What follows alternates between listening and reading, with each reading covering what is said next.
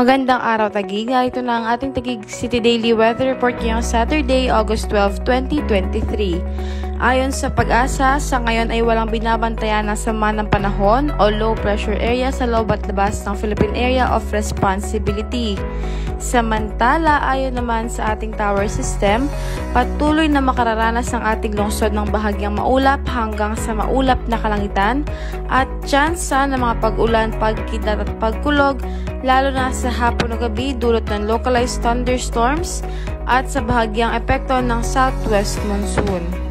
Maaari namang umabot sa 40 degrees ang ating maximum heat index ngayong araw at inaasahan naman na maglalaro sa 11 to 13 kilometers per hour ang bilis ng hangin na manggagaling sa west-southwest.